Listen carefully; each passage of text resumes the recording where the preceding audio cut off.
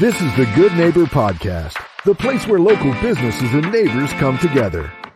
Here's your host, Jeff Gardner. Welcome to another episode of the Good Neighbor Podcast. Today we have another good neighbor on, Peter Brewitt with Confidential Counselling. How are you doing, my man? I'm doing very well. Thanks for asking. Pleasure to be here. Yeah, we did this once before. That was a boo-boo on my part. It was a great conversation. I remember the experience. Don't remember all the words that you said, but I remember how you made me feel. So we're going to get this one good today. Right on. So let's get started right from the top. For the people that don't know, for the people that do know, for anybody that's listening, what is confidential counseling, Peter? What do you do? I specialize in the area of addictions, both substance abuse and behavioral addictions. I also do associated behaviors. I do family counseling. I do some couples counseling, mostly as it relates to substance abuse or behavioral things. When I say behavioral addiction, some people don't know what that means. Compulsive gambling, overeating, shopping. The internet is huge these days in terms of really creating some flaws in the quality of life that some people experience. And I'm getting quite a bit of that lately. But basically, what I try to do is help people to improve the quality of their lives by helping them to identify what areas need to be worked on. If it's a substance abuse issue, that's what we work on. If it's something to do with trying to build a better relationship with themselves or with their loved ones, that's what we do. I've been in the field now for about 30 years, so I got a bit of a track record. Yeah, no, and that's one of the reasons we love you. For the people that don't know, I have a connection with Peter. He's been a great influence on my life, and I've seen, even in small part, because I don't know everything. Of course, you've been doing this for a long, long time, but at least my little glimpse into your world, you've had a pretty huge impact in a very positive way on many, many people, myself included. Appreciate that. Yeah, no, you're doing good stuff. So something that I want to know, and if I'm curious about it, I imagine other people are. When you say associated behaviors, is that what you were just listing? Like compulsive gambling, eating, addiction, or the internet? And the stuff that goes with it. And when I say stuff, I'm talking about things like depression, anxiety, remorse, guilt, bitterness, shame, copious amounts of fear, lots of anger. I just did an anger management group the other day and identified a lot of things. And, some of the things that we see on the surface, for example, people that have alcohol problems, on the surface, it looks like a drinking problem. But after you spend some time with me and I do the assessment and we get to know each other, it turns out it's alcoholism. And those are two different things. Drinking problem and alcoholism are two different things. Same thing with drug addiction. And so the associated behaviors that come with that can be fear-based, can be some people have had trauma, PTSD. I work with some female clients that have experienced some pretty tragic things in their history and trauma, and all kinds of scenarios. But basically, when we talk about associated behaviors, we're talking about the emotions that come with it and the results of. And it can be, for example, anger management, or it could be an anxiety issue. It could be some depression as relates to their substance use. So those are the associated behaviors part. It's not going to do anybody any good just to get clean and sober and not do anything else. Yeah. I mean, we're talking about the quality of life. If you just want to stop drinking, well, good luck with that, because my experience is that most people can't do it on their own, which may be a good time for me to tell your audience that I'm board certified in several disciplines, but I also happen to be a recovering alcoholic and addict. I come by my trade honestly. I've been on both sides of the counseling desk. And that sometimes makes people feel a little bit better because they kind of know where they're coming from. And so that helps a lot. But that associated behaviors piece, in my mind, is really, really important. I did some volunteer work over at RVH this week, and I was talking to a group of people in the detox, and it's not just about getting physically clean and sober and withdrawing from your drug of choice. It's about, what am I going to do next? And I have told people many, many times that, it's very hard to get clean and sober, but it's even harder to stay clean and sober and build a life that is worth living, as opposed to the miserable existence that a lot of us knew when we were out there suffering with our drug of choice. And the behavior is a huge part of that. I think that's so critical. Certainly working at Cornerstone for me, meeting you and going through my own journey of being, I'm not a counselor. I help people move through addiction a little bit as much as I can, peer support on the weekend. So not certified, not like you, but I feel like I have been on both sides of the coin. I once needed help and still need help in many ways, not a perfect human being, but now at least have a skill set that can help some people, at least by providing them my experience. And I think it's invaluable to me personally, and it seems to be that many people resonate this, that you practice what you preach. If you've gone to school and you want to give back and you read the books and you've got the certifications, the degrees, whatever, there's no question that that can be helpful. But if you've never experienced what it's like to be dependent on something you probably shouldn't be dependent on, or addicted to something, I don't know. The books, I think they're missing something. So it provides a lot of value for me to know that you've been on both sides and now have, an enormous skill set to help people move through it. But at least from what I've learned from you, you use the things that you suggest for people to use to increase the quality of your life daily. Would you agree with that? I would, and I think it's critical. And I can tell you, I studied addictions and substance abuse at McMaster, and then I studied compulsive gambling at University of Windsor. And I can tell you that I do have those little initials behind my name, but I'm also a graduate from the School of Hard Knocks. And sometimes that experience is most beneficial when I'm working with somebody who could care less what those little initials behind my name mean. They want to know if I can help them get to where they need to go. And sometimes they don't know where they need to go. They just don't want to be where they are right now. Yeah. And so leading them in that kind of direction is very important. And I drew from all kinds of things, the formality of the academic world, but also the informal of a kid from the street, And so I use that to build and help people to play connect the dots so that they get a picture of what they want it to look like going forward, because they just don't like where they are. Yeah. And a lot of people don't know how to make forward progress. Yeah. It's a tough thing. We know we need it. It feels great when we do it, but sometimes it's how do we do it? And when you're talking about those initials beside the name, for me, if I don't know the person, it gives them that layer of authority. It's like, okay, I know they've at least done some work to get these initials. But at the end of the day, when I'm sitting in that chair, getting helped with whatever it is I'm getting help, I am not thinking about the initials beside your name. I'm thinking about the results you can provide me. And if somebody has actual life experience, like in fitness, I do a lot of fitness metaphors because it's a fundamental to my life. Who are you going to choose if the education is the same between two trainers, one that's out of shape, one that's in shape? For me, it's a no-brainer because the one is practicing what they preach daily.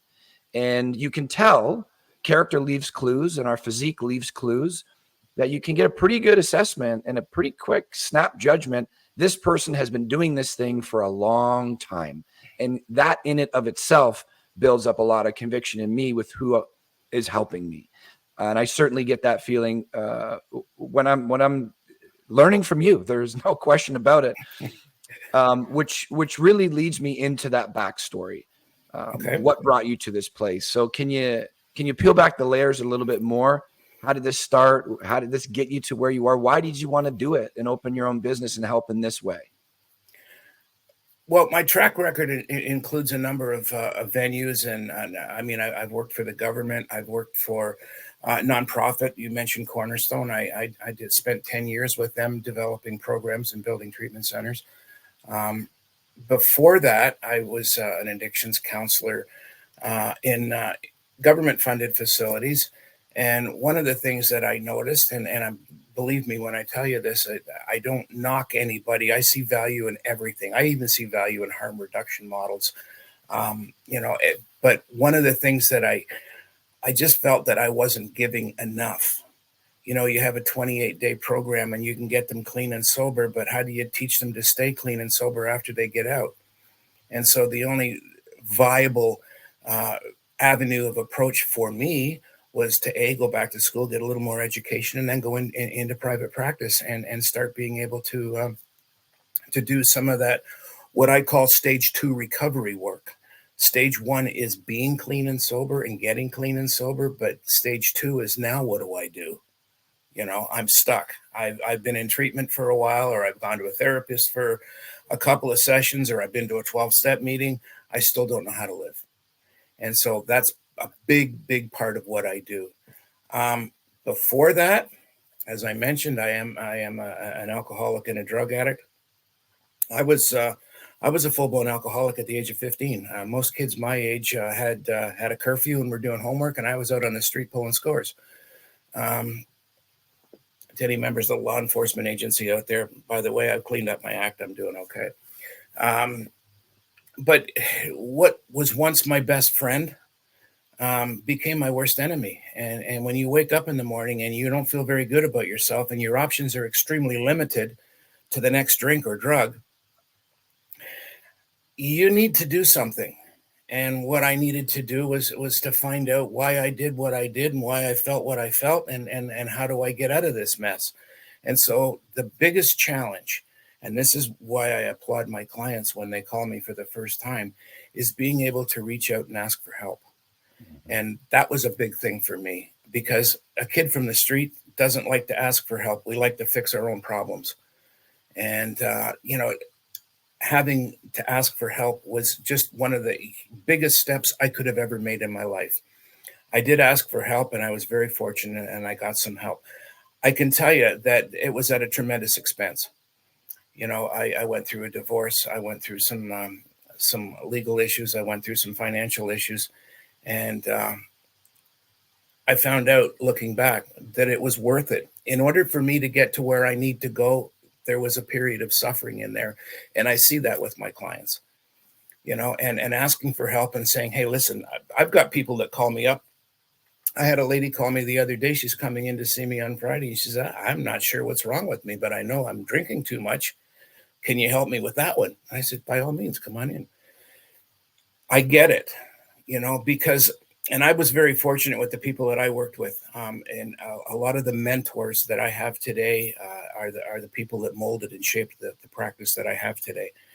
For example, if you were to come to my office, and Jeff, you've seen my office, there aren't too many desks or formal clinical or institutional things in there. My job is to help you to be safe and comfortable, which makes you more receptive to what I need to do with you. And the other thing, and again, it goes to the nature of the name of the company, Confidential Counseling Services. When I was practicing in the Toronto area, I had several people that were very well known. And so one of the things I had to do was make confidential counseling the cornerstone of the practice. So again, they could feel safe and comfortable.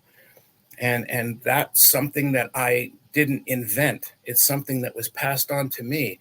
The first couple of people that I worked with, crack a Diet Coke, put your feet up on the desk, and let's see if we can't figure this thing out. And I thought that was so refreshing, to going in and seeing a clinician with a clipboard and a shirt and tie and a pen going, and I'm going, my God, what am I doing? I don't want to do that. And so when I got into being a professional, I said the same thing. My God, I don't want to do that.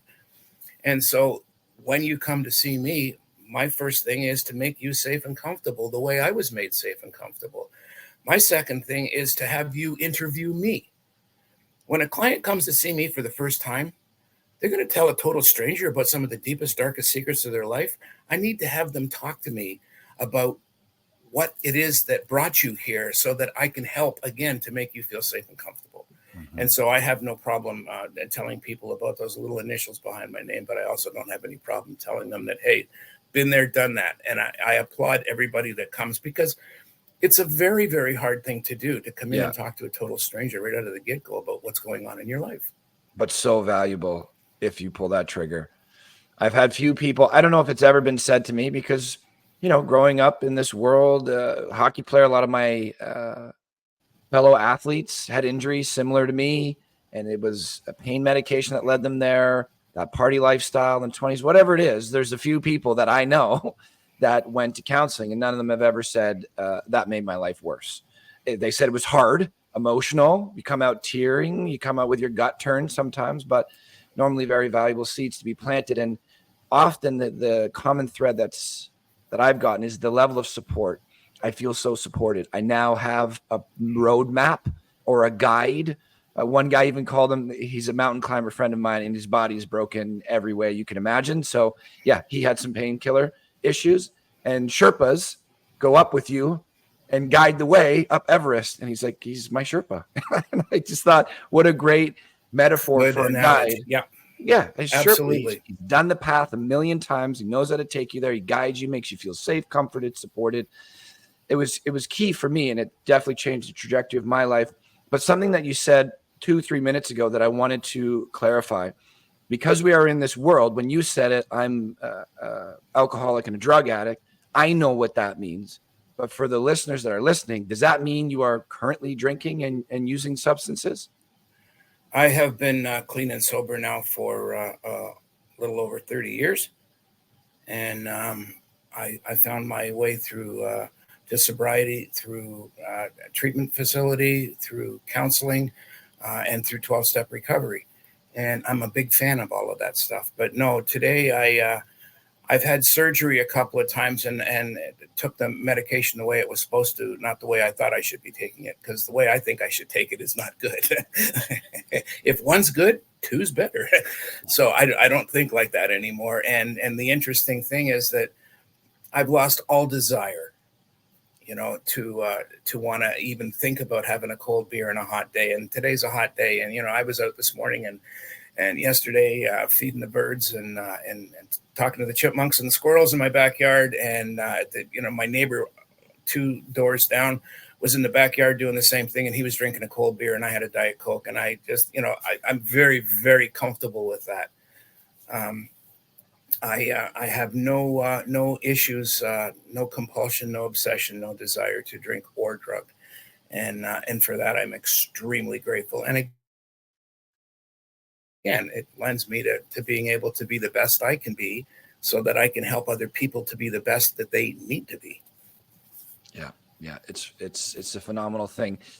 Before we get into more of you outside of the business, I just think these conversations are so powerful. And certainly from my role, correct me if I'm wrong, but it seems still evident to me as I'm out there quite a bit, having a lot of conversations with people, that there's still a stigma around addiction.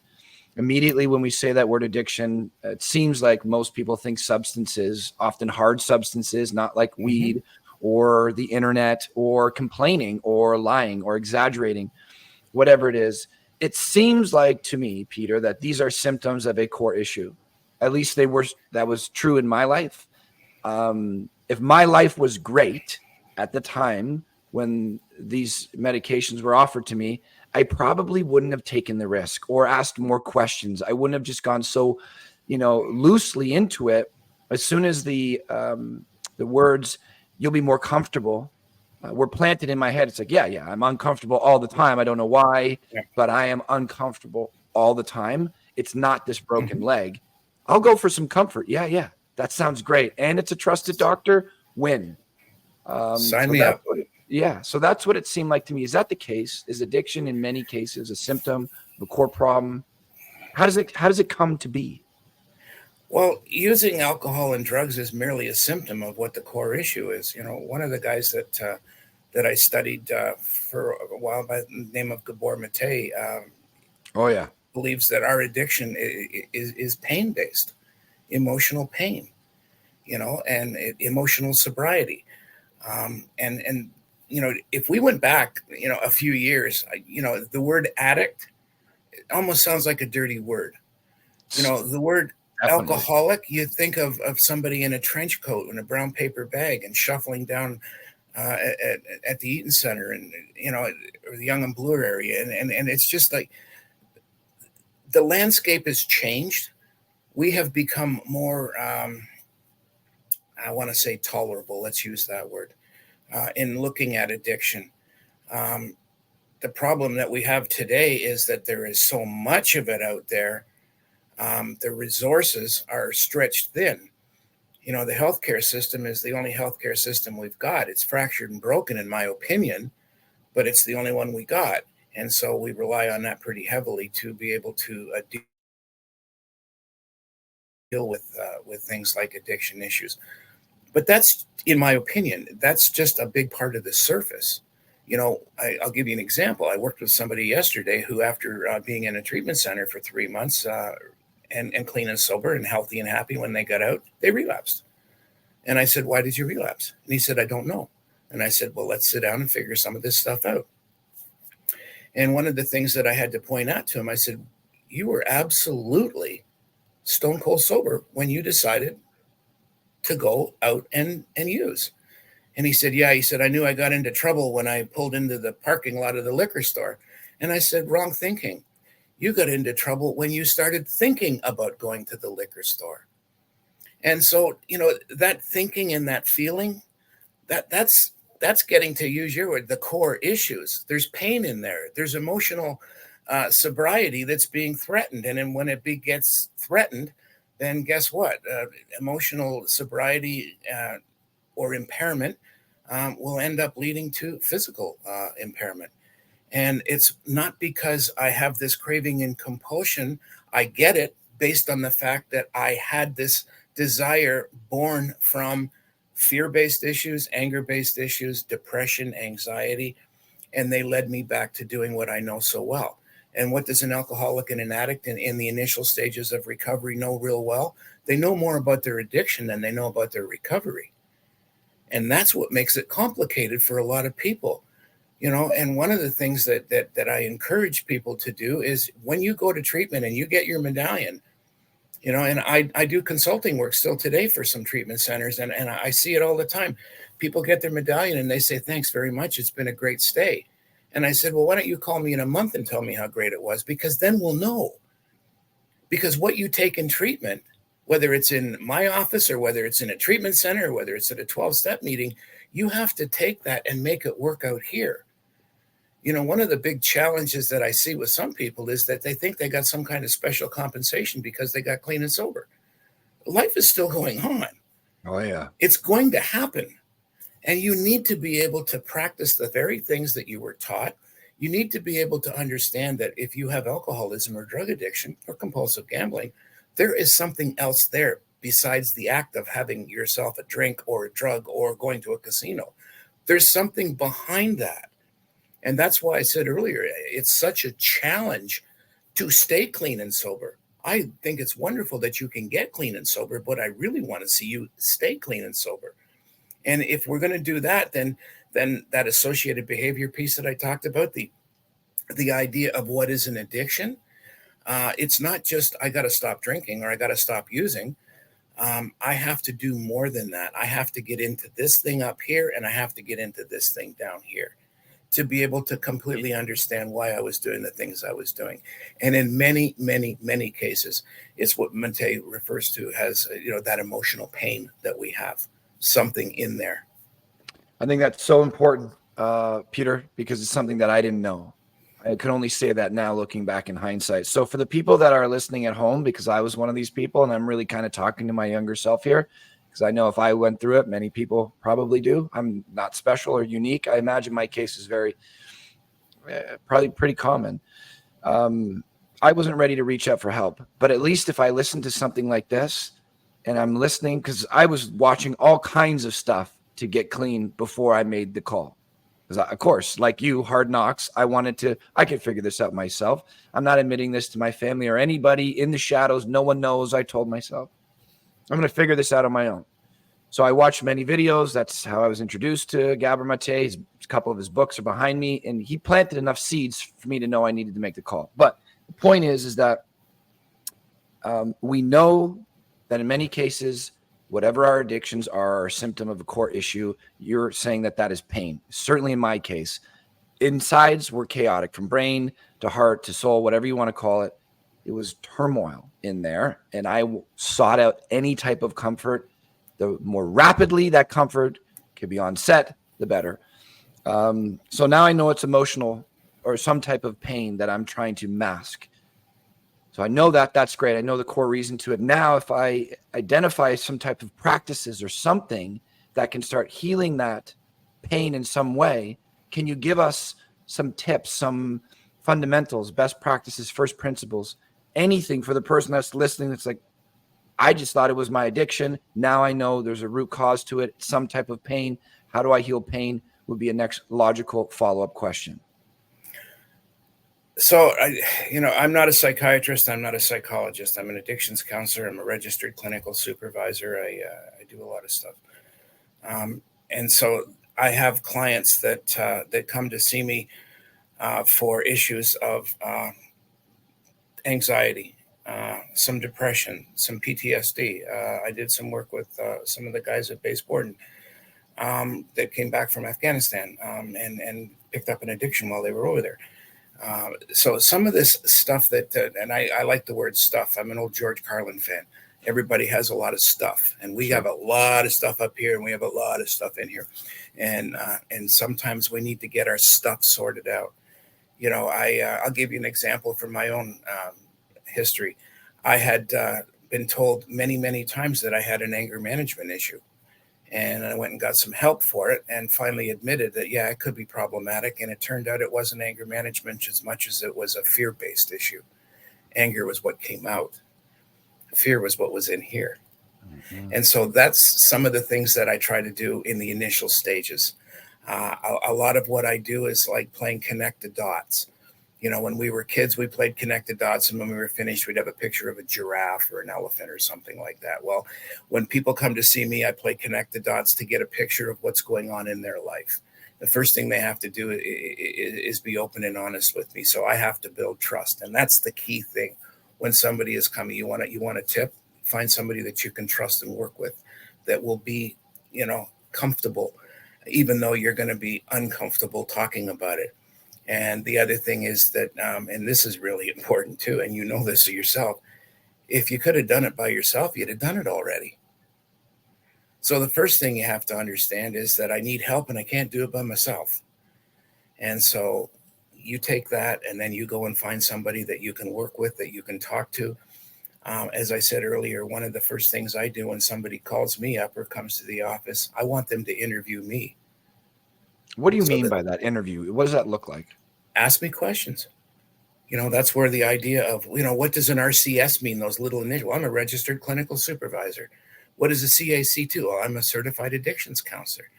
I'm also a certified gambling counselor. It doesn't mean I can teach you how to play blackjack, but if it becomes a problem, hey, we can work on that together, And that's another thing that I think is an integral part. And Jeff, you know me personally. I have a sense of humor that I don't hold back on. I like to see people laugh and smile. If I can get you to laugh and smile on the very first session, God knows you've cried enough, then that means that there's hope. Wherever there's a smile, wherever there's a laugh, there's hope. There's something to work with. And so I get people to tell me a little bit about what their life is like. And we can play connect the dots and we draw a picture. And from that picture, I can ascertain that it's not just an alcohol problem or a drug problem or a compulsive gambling problem. I could get to see what's behind that. And are you willing to talk about that? Because I'm willing to talk to you about what I got. Yeah. And if we can share that together, then guess what? I'm building trust. And at the same time, I'm helping you to get to a place that you haven't been to. So those are key components. The other thing is that if somebody needs, I'll do an assessment. If somebody needs a treatment center, I don't just send them to the next bed that's available. I match the person with the treatment center. If you have an issue with benzodiazepines, for example, Valium and that kind of thing, I'm going to send you to a facility that specializes in that. If I have a 25-year-old methamphetamine addict, it would not be a really good idea if I sent them to a treatment center that specializes in alcoholism, where there's a bunch of 50-year-old men hanging around. What are they going to learn? First of all, they're going to probably learn to be a little more defensive. And then that means that you're not going to be able to open up. So I try to match the client with the right treatment center. A lot of people that come to see me, continue to see me for reasons other than what they came to see me for in the first place. They came because they had an alcohol problem. Now they're coming to see me because they need to talk about anxiety and depression and remorse and guilt and shame. And I try to couple that with, I don't think there's one specific standalone practice that is going to be the be all and the end all. It's one of the reasons why I see value in harm reduction as much as I see value in abstinence. I have a couple of people that come to see me that are still in that pre-contemplative stage. And the only rule I have is don't drink when you come to see me, or don't use when you come to see me. Yeah. I'm not going to, criticize you because you still had a drink to get through the weekend while you're waiting to come and see me on Monday. Don't drink on Monday when you come to see me. Uh-huh. The other thing that I do is I'm a big fan of 12-step recovery programs for a simple reason. They're plentiful and they're free. Yeah. And so, people can go to a 12-step meeting and find out that there are others there of a like mind. And that is something that, at one time, AA was the granddaddy of them all, and it started back in the late 30s. And today there are 12-step meetings all over the planet, and they come in different shapes and forms depending upon what your addiction issues are. If it's alcohol, you go to AA. If it's narcotics, you go to an NA or a CA. CA is Cocaine Anonymous. If it's a gambling problem, it's Gamblers Anonymous. What about loved ones? And now here's a big part of what I do is the family counseling component. And I really want to, bear down on that one, drill down on that a little bit, because I have a soft spot for women and kids. I grew up in an alcohol-related environment. My mother was alcoholic, God love her. She died a sober member of AA, but my growing up years, that wasn't around. And the problem that I see with families is that sometimes they get left out. I send somebody to treatment and the husband or the wife says, well, hey, what about us? What do we get? Yeah. You need counseling too. You need to be able to understand a little bit about addiction. You need to understand why he doesn't come home some nights, or why the rent check got messed up in a crack house. These are some of the things that, it's about education and it's about counseling. So in the initial stages, to get back to, how to answer your question, it's just, there's so many different facets of addiction, and there's so many different ways of approaching those facets. But the big thing is to be able to find somebody you trust, be able to, and that person better know what the heck they're doing in terms of, where the treatment centers are, where the results are. I worked with somebody not too long ago that I had to send them to the hospital for psychiatric care, because I am not capable of working with what we call SMI, serious mental health issues. And that's just not my forte. But I can point you in the right direction based on we played connect the dots, and now you told me what's going on. And guess what? I'm going to help you get over there. What would be an example of that? Like schizophrenia, bipolar, things like that? That's exactly what it was. Yeah. It was schizophrenia.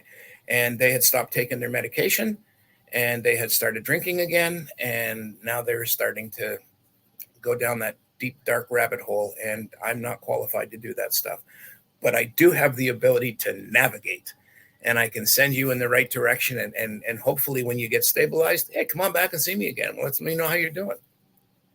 Yeah, which is hugely important, because if I can go to one person and pretty much tackle this monster in its entirety, whether it's pointing me in the right direction or helping me one-on-one with you, and then that being complemented by a treatment facility or whatever other specialist, I don't think everybody can do that. So I'm really happy that you pointed that out, because I think that's so necessary. You talked about fear a number of times. I feel like that's our major barrier in life as human beings, is some sort of fear. And it's like we immediately, I won't say me, I won't say we. In my experience, there's many cases that, I'd be listening to something like this, and then the thought would come up into my mind, but I can't do that because I'm special in some way. I have this. It doesn't line up. It doesn't, this. And then you just go through this pinball bouncing back and forth through all these thoughts, all these fears.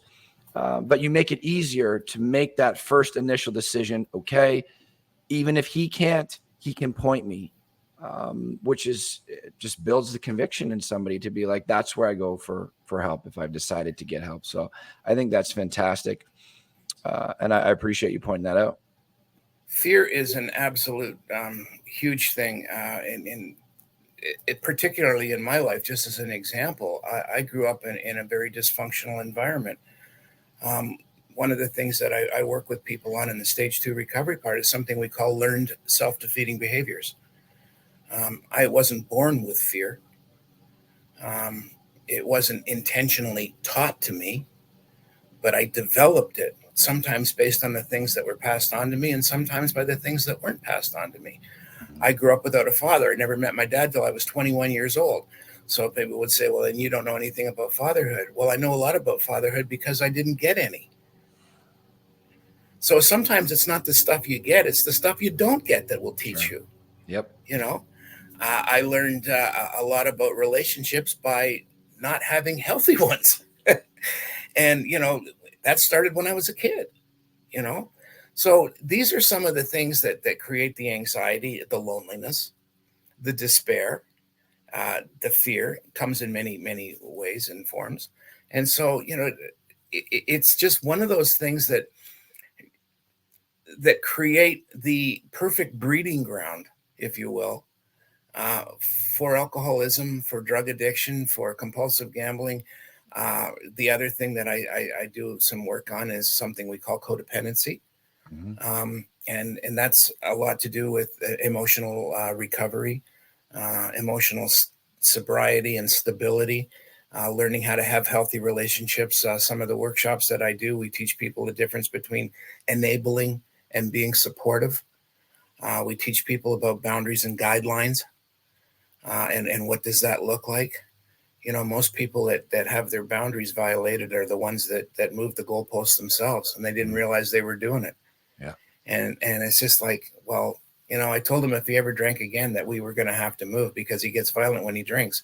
And then he came home and I said, okay, I forgive you. So we'll just do it one more time. And guess what? You just moved the goalposts. And so, you know, the quality of life gets shifted with the goalposts. And so that codependency stuff, those unhealthy relationships, the toxic relationships, but there's also something we call toxic environments. You know, I'll give you another example of using me. When I got clean and sober, I thought that I'd still be able to go back to the bar and I'll just drink Diet Coke and eat chicken wings instead of having that double scotch on the rocks. And guess what? That was a perfect breeding ground for relapse because I was in a toxic environment. But nobody told me that. I didn't understand. And the other thing is, if you had told me, I probably would have ignored you anyway, because this is where my thinking goes. I want to be over there, even though I'm right here. Right here is good, but no, I want to be over there. And so we need to be able to help people reshape and mold not just their own thinking and their own feelings, but all of the stuff that goes around their lives, whether it's family needs an education. I do a lot of family counseling. As a matter of fact, I'm doing family counseling when we finish this interview to help people to better understand that their loved ones and what they're going through, because they need a bit of an education as much as the person that's in treatment does. Yeah. So valuable. And I want to touch on a point. Let's do a couple of rapid fire questions because we got this last 18 minutes. I want to make the most of it, but I want to do a couple of rapid fires. So somebody is addicted to a substance, addicted to anything. Doesn't matter. They're destructive in and of themselves. So there's obviously some chaos that they're causing to their own life, damage that they are causing to their own life. You believe that ripple effect that ripples out and affects more than them?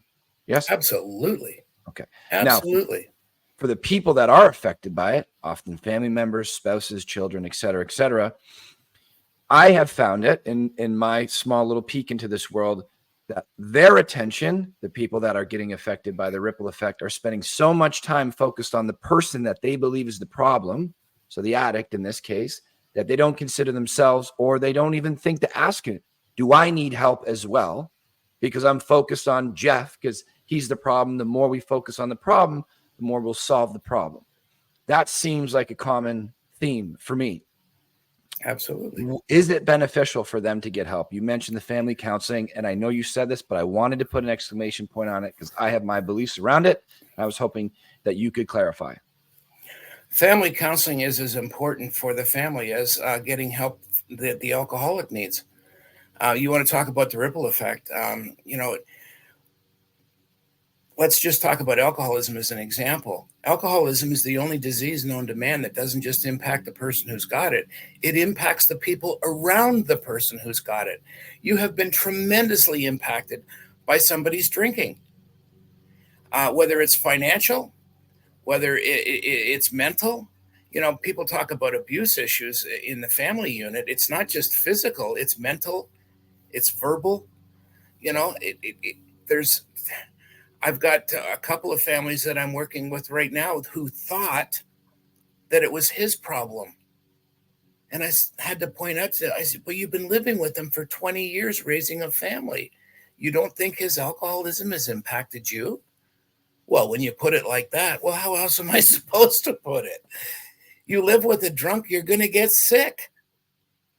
And this is something that you need to help. And that's where we start going down the road with boundaries and guidelines and getting you the help you need, because you're not supposed to be in a relationship that's fear-based. And you don't know who's coming home at the end of the day, whether George is coming home sober or whether George is coming home drunk. And then you have to kind of tweak your life to fit whoever's coming through the door. Yeah. I had a young lady, 17 years old, said that it got to the point where she could tell what kind of shape her father was in by the footsteps coming down the hallway. Oh, yeah. Man, Yep. is that spooky or what? Yep. And That you don't think they don't need help? Of course they do. Yeah. Got a soft spot for families, Jeff. Yeah. Well, I'm happy. I'm really happy about that, because it was invaluable to me. I know many people that believe the same thing. And it's just, I think we've labeled addiction and the world that it's in, I don't know, kind of swept it under the rug. And through that, there are more and more educators. It seems like the voice of the educators is getting louder, but it seems like there are still so many misconceptions that are stopping people from getting the help they need, whether it's shame, embarrassment, ridicule, whatever it is. It's a nasty thing. It's in so many of our lives, though. If we had more information like this, help would come quicker. And Absolutely. I think we would embrace it quicker, which you can give me all the help in the world that you possess. If I'm blocking myself from it because I think this is a joke or I don't need this, it's not going to impact me. But if it's just something, this is in my life, now I know the steps, it's available to me, I go do it, I bring my family, whoever else is impacted with it, we can recover and get to that higher quality of life much quicker, which is why these conversations and spreading it out wide is so important for me. And I'm really happy you joined me on this. About you, what puts a smile on your face outside of your business, Peter? There's two things in my life that I take very seriously, and you know me personally, so you know I'm not making this up. There's two things that we don't have the right to hurt another human being intentionally, and I don't have the right to hurt myself. And if I were to drink and drug again, I would be hurting myself, and then I wouldn't be of service to other people. Other than that, those two things, I can do anything I want.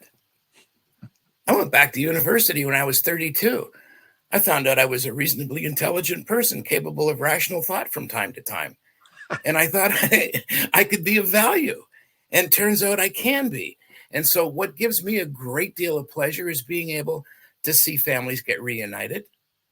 I just went to a one-year medallion at an AA meeting for somebody that was homeless a year ago. You don't think that brings me joy? I take no credit in their recovery. I take no credit in their relapse either.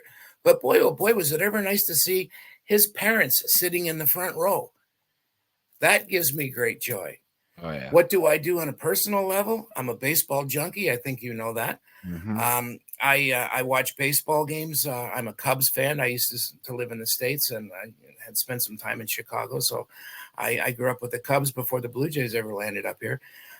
So I enjoy that. I like to go to the movies on Saturday afternoons, and that's what I call vegetable work. I get a bag of popcorn and Diet Coke, and I sit there and I watch whatever's going on, and I can forget about life for a while. It's like that little kid that's in there gets to come out because he had days when he got ripped off a lot. And so I get to do that. I like going down to the waterfront. I live in Barrie, and holding hands with my wife and going for coffee and just shooting the breeze. I like sitting in the backyard and feeding the birds. One of the nice things about being in private practice is that I get to make my own, I get to pick who I want to work with, and I get to pick my own hours, and that's beautiful. And yes, I am busy and I enjoy it very much, but there's something about waking up in the morning and having that passion that's still in there. And that is born from all the things I just told you about. life is good. I try not to take life too seriously. I used to wear a shirt and tie and a suit when I was downtown Toronto. Now I wear Hawaiian shirts. You know, It's a good look, Peter. Jimmy Buffett used to call and tell me to bring his shirts back because it was, but that's just the way things are with me. I don't take life seriously. I take what I do for a living very seriously, and I take my own personal journey even more seriously. But other than that, life is for living. I love it, man. Yeah, I think we got time. So we talk about doing hard things on this show. It's on my skin. This show is an extension of who I am in many cases. And this whole conversation, addiction, all of this stuff is hard. Why do it? Why do the hard things? Hard has a symptom. It usually feels uncomfortable. Physical pain, mental pain, emotional pain comes with pushing ourselves. Why do these things? Why embrace failure? Things like that. I believe simply that we learn a lot more through our challenges than our successes. The success, at the very least, tells me that what you did was acceptable. It was good enough for you to move on to the next spot. So why change? Just keep doing the same thing. If I keep taking that test and getting 100%, what motivation do I have to change? But if I keep taking that test and I get a 50 and then a 55 and a 60, 65, 70, that's progression. And that is all hard. I'm choosing to do something that I may not be able to do right now, but I'm going to keep doing it. I'm going to keep climbing that mountain personally for me, because that is how I find out who I can become. If you have a goal of $1 million or growing a business or getting a certain size of your body or reading X amount of books, the results of the knowledge or the tools of that new income can be beneficial for sure. But for me, it's who I become from that challenging journey. So we like to talk about the trials and tribulations and hardships of being a human being on this show. And we like to ask the guests, anything challenging that you've been through, Peter? I can guess a few things that probably sucked in the moment, but when you look back in hindsight, you wouldn't remove them from the recipe that has become you, because they've led you to the quality of life you live today. And as a result of those trials and tribulations, of that pain and suffering, this is where I am today. And so I am extremely grateful for all the things that I did experience. So the first one that comes to mind is, I've been sober for a long time. I was married to a lady who wanted to have a family and be successful and move on up in the world, a white picket fence syndrome thing. And she said to me one day, if you don't stop drinking, we are out of here. And I had a little 2-year-old baby, a son, and I grew up without a father. And I thought, boy, oh boy, I better do something about my drinking. And I can tell you, and ask any alcoholic, when we apologize or when we try to stop drinking, we really, really mean it, but it just goes to the power of the addiction.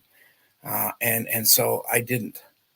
And as a result of that, she filed for divorce and we went our separate ways. And it was really, really a difficult time for me in my life, because look what I've done to this little kid. He's exactly where I was. And I promised up and down that I wouldn't do that. And he just called me on Sunday, on Father's Day, and we shot the breeze. He lives out of town, and we shot the breeze for a little while. And this is that little kid, that I tore his world down by tearing my own down. And so that was painful. Some of the things that made me work a little bit harder in the course of my career here in working in the field of addictions. I've been in several different venues. I can still remember the first client that suicided on me. I can remember his face. I can remember his name. I can remember having to go to the family and sitting with them and not knowing what I was going to say. And then maybe not even having to say anything at all, just being there for them. And that was really, really, really hard.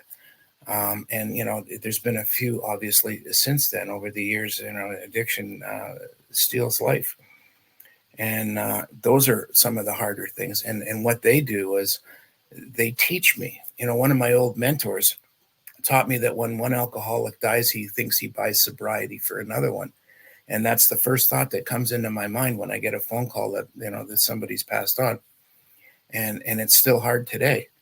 And I I try to focus not so much on the person that passed away as much as the family that got left behind. Mm-hmm. And that's still, to this day, probably the hardest thing I do in my work, is to go and try and console and be there for the family that lost somebody, and that's a big challenge. But that's the other reason that I'm passionate about what I do. Because of that hard stuff, I want to work even harder at helping the next guy that calls, or the next gal that phones and says, hey, I don't know what's going on, but it ain't good. Can you help me out? Yep. So those are some of the hard lessons that I've had to endure, personally and professionally. First off, thank you for sharing them. Beautiful stories. This whole conversation has been very valuable to me. Can I be confident in saying that you wouldn't remove any of those experiences from your existence because you wouldn't have some of the things that you have today? I can't afford to remove those because they helped me to develop who I am. Those are some of the foundational pieces that got me to be sitting here talking with you right now. And no, I'm not trading that off. I don't have the ability. First of all, that would be me playing God. I can't do that. It's just not in the cards. I have to accept all of the good things that have happened and not so good things that have happened. And that's where the gratitude comes from. That's what puts a smile on my face, to go back to that other question. So yeah, there's been some hard times in my life, but at the same time, there's been some really good times too. Yeah. And just so poignant, the good times, we understand it. Good equals good. But the hard times, so many of us, good equals bad. And what you just said, and what I'm a big believer is that doesn't have, I think that's a choice. Yes, there's pain, but that pain can be the catalyst for something amazing. It certainly has in my life. Breaking the leg for the second time and going through that was the most drastic change I had in such a short window, condensing time for me significantly.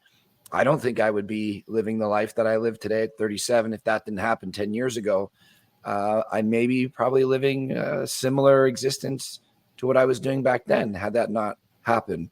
So that's the thing that I want to point out so much, is that we embrace our challenges, that there's gold in there if you're willing to dig for it, and it can be the change that you're looking for.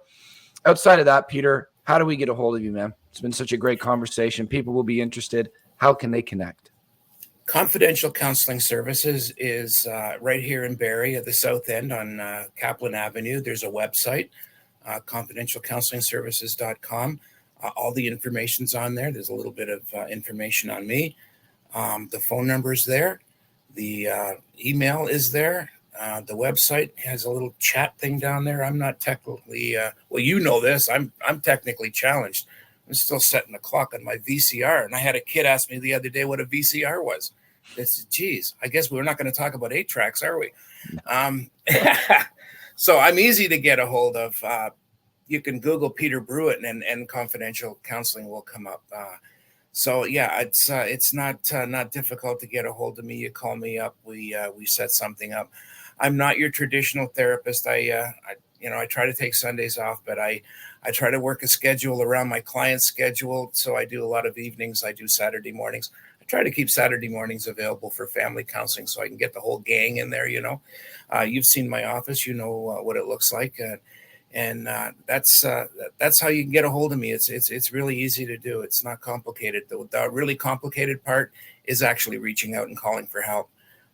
But once you get a hold of me, it should be a little bit easier. I try to make it as easy as I can.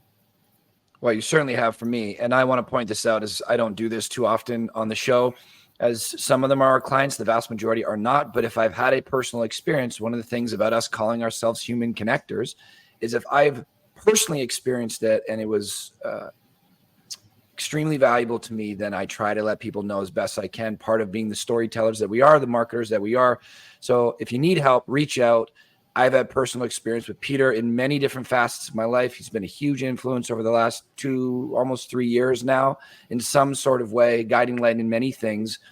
Don't hesitate to reach out.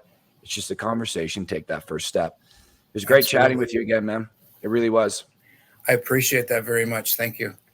Absolutely, man. And we will see you soon. Until then, enjoy the rest of the day. Thank you, my friend. Same to you. Take care. Thanks, pal. Thank you for listening to the Good Neighbor Podcast Midhurst. To nominate your favorite local businesses to be featured on the show, go to gnpmidhurst.com.